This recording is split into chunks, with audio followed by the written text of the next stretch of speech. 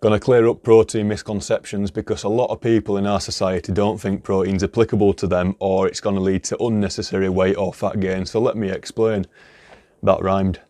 So protein is one of your three macronutrients: protein, carbohydrate or fat, found in any of your food choices that you eat, dependent on what food it is.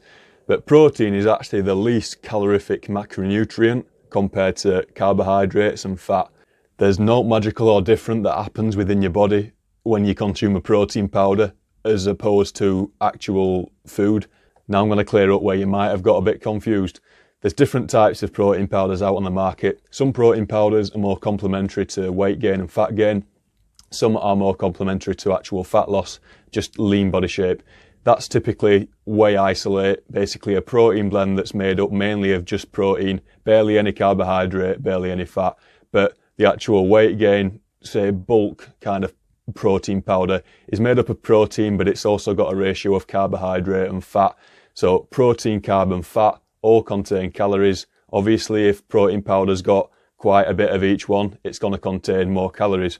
And your continuous intake of calories is either going to govern whether you're losing fat, staying as your body is, or gaining fat.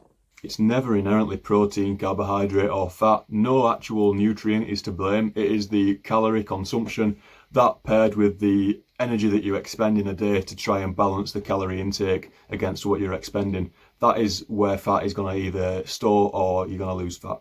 So protein is actually very complementary with fat loss. It is the least calorific macronutrient. The only way you could expect to increase your body fat or weight when you increase your protein intake is because you've had your set amount of calories and then added protein into your diet, which has gone over the amount of calories that you need.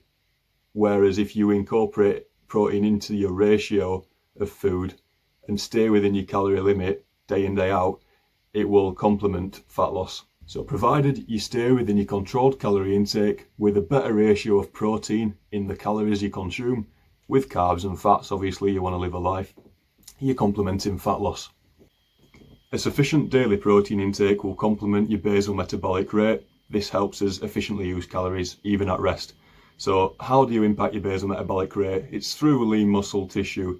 If you're lightly active or very active, you will develop or maintain quite a lot of lean muscle tissue on your body and frame.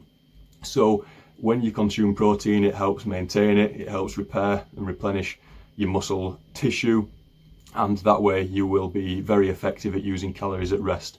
If you are not so active and really sedentary, you're probably not going to develop that much lean muscle tissue, and therefore I wouldn't deem protein as beneficial to you when losing fat. You probably just want a calorie intake. But any active people, you really want to focus on that calorie intake.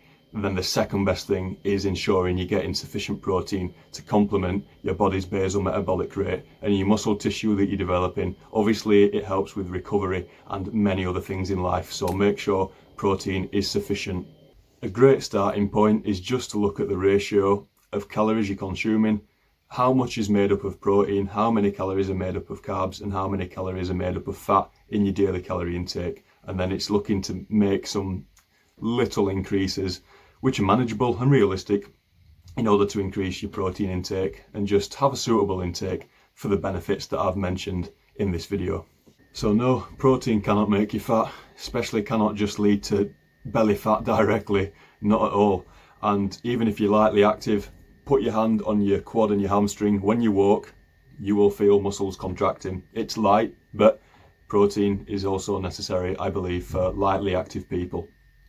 That's basically protein summed up. Hope you've learned a bit about that and it's cleared a couple of misconceptions.